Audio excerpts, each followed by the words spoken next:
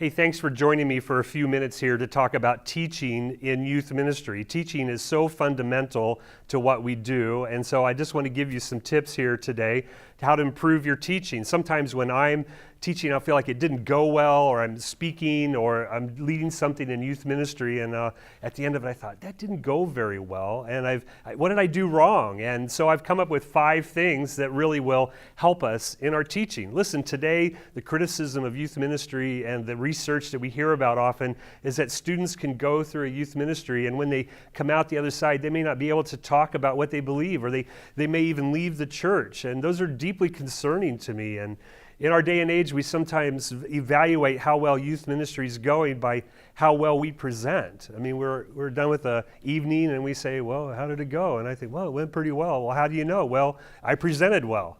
And I think if we want to really reclaim the discipleship component of youth ministry, then we have to focus and improve our teaching. We need to be able to transform what we do. And I have 5 ways that instantly you're going to be able to help yourself be a better teacher. The things that I use on a regular basis, and you probably heard a lot of them before, but it's really interesting how often I'll watch a youth ministry event in action and one of the or 2 of them don't really happen. And so the first thing that I think we ought to do is to have an aim.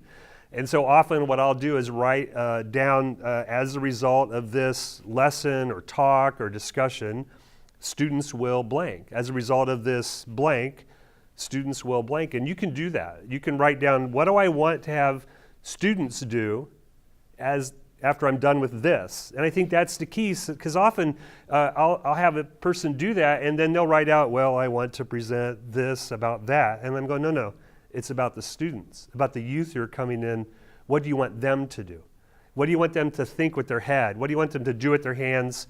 What do you want them to be inspired about in their heart? So heads, hand, and heart. Have one of those goals. And at the end of it, you can say, well, are they going to do that? Or did I do that? And if you have an aim, then you know if you hit the target. And even after all these now 3 decades of doing youth ministry, it's interesting. This is the first thing that I look for when I feel like I didn't do a good job. Did I have a clear aim in what I wanted people to do? It's a simple thing. And you just can sketch it on a napkin or a piece of paper. As a result of this is what students will do. And so that's the first one. The second one then is at the other end of the talk or the lesson or whatever you do. The aim's up front.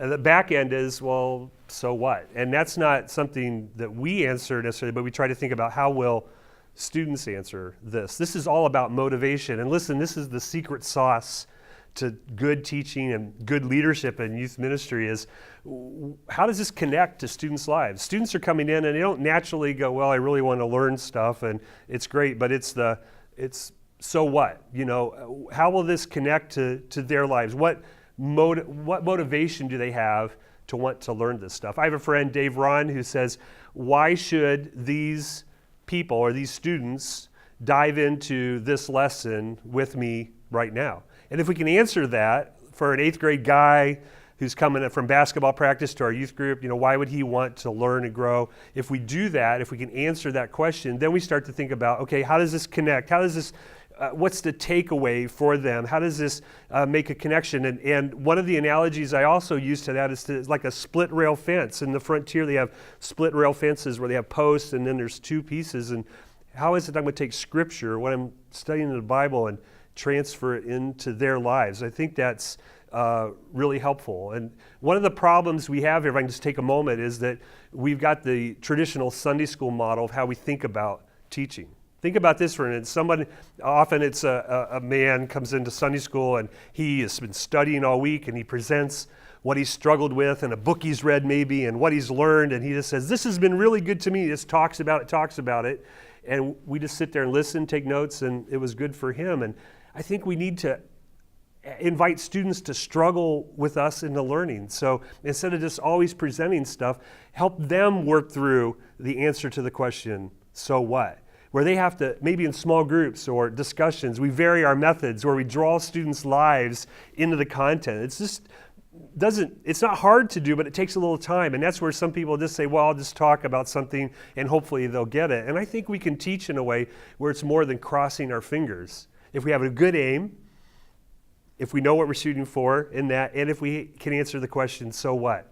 so that while we're teaching, we just clearly know how this material connects to their lives, and they can struggle with us in it along the way. So aim and so what. And then the third thing is to have a framework.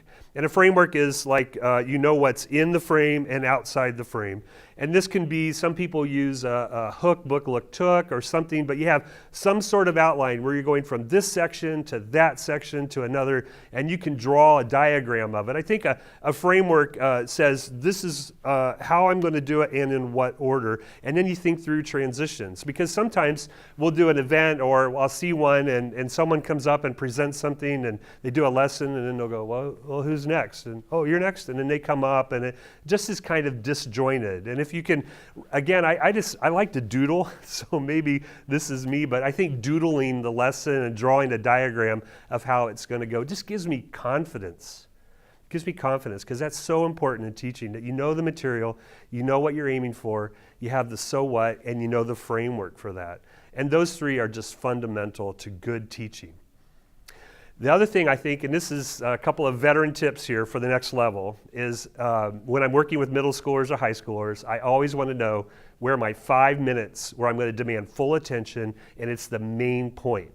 So we have the aim, because students like to talk, there's a lot of interaction. I like to have a good time when I'm teaching as well, but I think if you know where you're going to have 5 minutes where you're going to say, hey, here, you can pull people in, you say, hey, this is the real deal, and then here's where I want you to pay attention.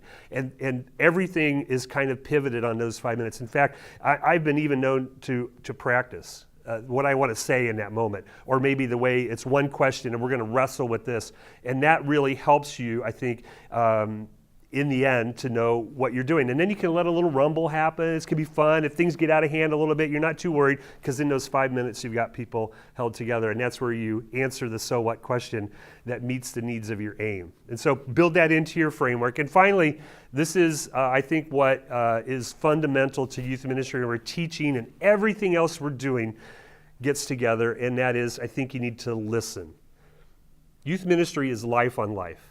It's the adult, he or she going into the world of a teenager, and so teaching and the relationship you have makes a difference. And if you want to answer the so what question, if you want aims that matter and make a difference in the lives of students, then when you're done teaching, you need to have this listening ability where you sit with students and just say, hey, what's going on in your life?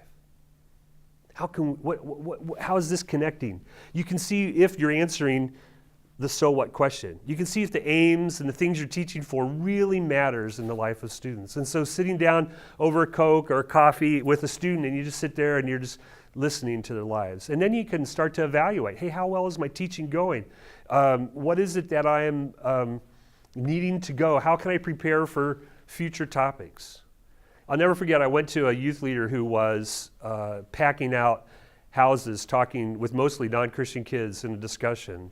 And I was just new in youth ministry, and I said, how are you so good at having discussions with kids that are disinterested in Christianity about Christian topics? I mean, these students were leaning in. They were so excited, and it was my first vision of what a good teacher looked like. And without missing a beat, he turned to me and he said, I listen. And so no matter whatever you're doing, however you're preparing, having a good aim, answering the so what question, knowing your framework, thinking out where your main 5 to 7 minutes are, it all comes back to this relationship that we have with students, that life on life ability to listen, because we want students to know and to grow.